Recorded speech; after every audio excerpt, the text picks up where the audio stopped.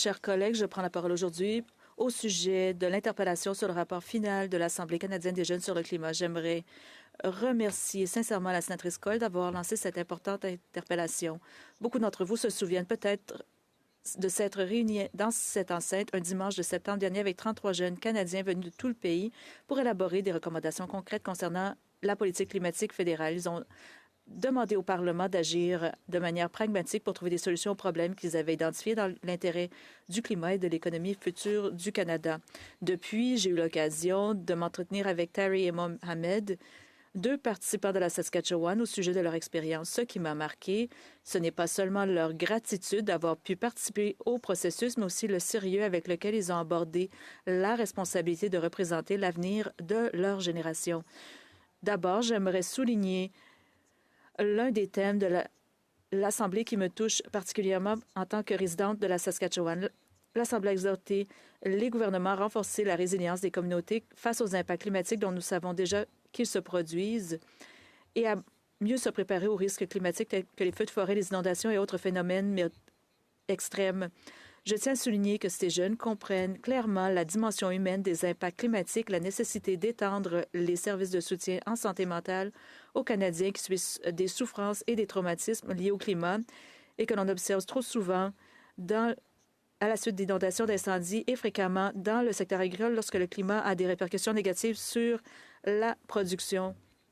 L'Assemblée a également appelé à accélérer la transition vers les énergies propres en s'orientant vers la production d'énergie renouvelable, à renforcer la responsabilité en matière de climat grâce à des normes et des mécanismes rigoureux permettant de suivre les progrès climatiques et à donner plus de poids aux voix des jeunes et des Autochtones grâce à la participation aux décisions et au respect du leadership autochtone dans la gestion des terres. Lorsque j'ai discuté avec des représentants de la Saskatchewan qui ont participé à l'Assemblée, un message était clair. Ils comprennent les réalités de l'économie canadienne.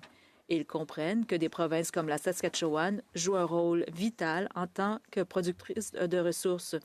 Ils ont clairement indiqué que la transition vers des énergies renouvelables et de nouvelles technologies ne devrait pas se faire au détriment des moyens de subsistance des gens, ni laisser des communautés à la traîne.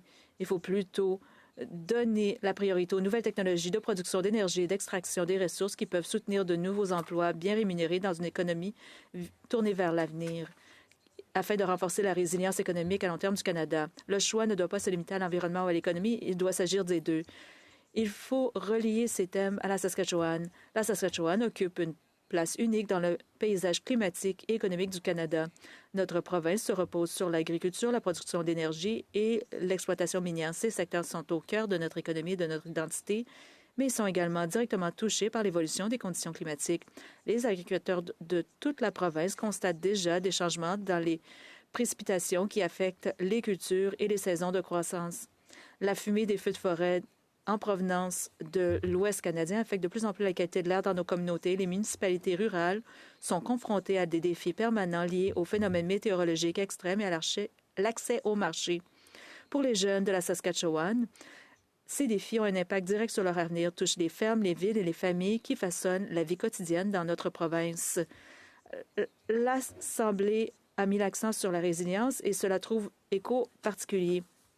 Préparer les communautés aux risques climatiques grâce à des infrastructures améliorées, à une planification d'urgence renforcée ou à des stratégies d'adaptation communautaire profite à tous. J'aimerais reconnaître, par exemple, les efforts de la ville de Saskatoon pour élaborer sa stratégie de lutte contre les inondations. Cette initiative a permis d'identifier 9 des zones les plus exposées aux inondations dans la ville et soutient des améliorations des infrastructures visant à améliorer le drainage et à détourner l'eau des habitations qui ont connu des inondations persistantes par le passé. Et pour poursuivre sur un thème municipal, les sénateurs pour la solution climatique ont récemment entendu l'ancienne mairesse de Montréal, Valérie Plante, et le travail similaire entrepris à Montréal pour adapter les infrastructures de la ville afin de mieux contenir de grands volumes d'eau et de les détourner des habitations et des commerces. Ces projets démontrent comment des investissements concrets dans la résilience climatique peuvent protéger directement les emplois, le portefeuille et la santé mentale. Les recommandations de l'Assemblée sur les énergies propres sont également liées à l'avenir économique de la Saskatchewan. Terry Mohamed n'ont pas présenté le débat comme un choix entre les emplois dans le secteur de l'énergie et la responsabilité environnementale. Ils ont plutôt évoqué la diversification économique et le développement de nouvelles opportunités dans les industries traditionnelles à forte intensité de ressources grâce à des technologies améliorées permettant de réduire les émissions dans les secteurs du pétrole, du gaz, des mines et de l'agriculture. En d'autres termes, la transition qu'ils envisagent est bien planifiée et axée sur la création d'opportunités pour la prochaine génération. À titre d'exemple, j'ai eu l'occasion d'en apprendre davantage sur le projet McIlvenna Bay auprès de certains membres de l'équipe Foran. Vous vous souviendrez que c'est l'un des premiers grands projets qui a été annoncé. Cela inclut leur objectif de devenir la première mine de cuivre à zéro émission nette au Canada, grâce notamment à l'hydroélectricité, les véhicules électriques et une installation de stockage de résidus et un système de remblayage à pattes à la pointe de la technologie qui permettront de réduire leur empreinte carbone et diminuer leur impact sur l'environnement. L'agriculture en particulier a également été mise en avant comme un domaine dans lequel la Saskatchewan peut contribuer positivement aux solutions climatiques. Monsieur Terry, il est 19 heures. Désolé de vous interrompre. Nous avons encore 2 éléments au feuilleton. Mais, honorable sénateur, il est maintenant 19 heures et conformément au règlement 331, je dois quitter le fauteuil jusqu'à 20 heures lorsque nous reprendrons, à moins que vous ne souhaitez de ne pas voir l'horloge. Êtes-vous d'accord pour ne pas voir l'horloge? Ordonné. Sénatrice Mowgli. Monsieur Terry, qui vient de milieu agricole, a clairement mentionné les pratiques existantes utilisées en Saskatchewan, notamment la rotation des cultures, l'amélioration de la gestion des sols et la réduction des intrants chimiques, qui renforcent la santé des sols, augmentent la résilience face aux conditions météorologiques changeantes et favorisent la durabilité agricole à long terme. Les pratiques développées et utilisées en Saskatchewan placent notre province non seulement en tête au Canada, mais aussi à l'échelle mondiale en matière de pratiques agricoles durables qui réduisent l'empreinte carbone et la production agricole, ce qui a été confirmé par une étude du Global Institute for Food Security de l'Université de la Saskatchewan. Ces approches sont déjà en œuvre par de nombreux agriculteurs de Saskatchewan et elles démontrent comment la gestion responsable de l'environnement et la productivité agricole peuvent aller de pair. L'appel de l'Assemblée des jeunes en faveur d'une plus grande responsabilité reflète également ce que nous entendons souvent de la part des jeunes Canadiens. Ils veulent de la clarté. Ils veulent savoir que les gouvernements fixent des objectifs réalistes et tiennent leurs engagements.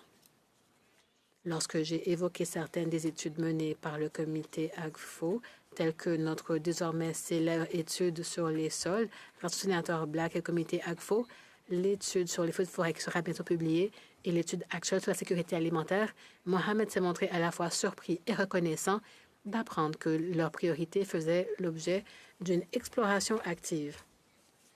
Cela met en évidence un problème évident. Si les jeunes générations qui considèrent l'action climatique comme une priorité ne sont pas au courant du travail accompli par notre gouvernement fédéral, comment les jeunes peuvent-ils en savoir plus? Comment peuvent-ils participer ou contribuer à la définition d'autres domaines d'action nécessaires?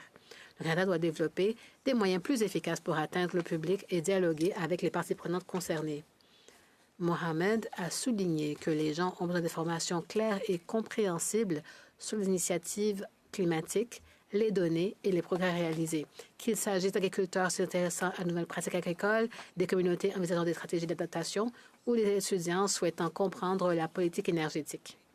Rendre les données et les informations disponibles et l'engagement accessible permet à davantage de Canadiens de participer à l'élaboration et à la mise en œuvre de solutions. Chers collègues, l'Assemblée canadienne des jeunes sur le climat nous rappelle que l'action climatique doit être à la fois ambitieuse et ancrée dans la réalité. Les jeunes Canadiens qui ont participé à ce processus ne se contentent pas d'appeler au changement. Ils proposent activement des idées et souhaitent contribuer à la mise en œuvre de politiques qui façonneront le pays dont ils hériteront. Il est important de noter que les jeunes de la Saskatchewan partagent ce point de vue. Pour notre province, répondre à ces idées signifie continuer à investir dans des communautés résilientes sur des stratégies agricoles et de gestion des ressources durables et veiller à ce que la participation à la politique climatique inclue les voix de toutes nos régions, tant rurales qu'urbaines. Le message de la Saskatchewan est clair. L'action climatique ne consiste pas à choisir entre l'environnement et l'économie. Il s'agit de bâtir un avenir où les deux prospèrent ensemble. Merci. Merci. Miigwech, Marcy.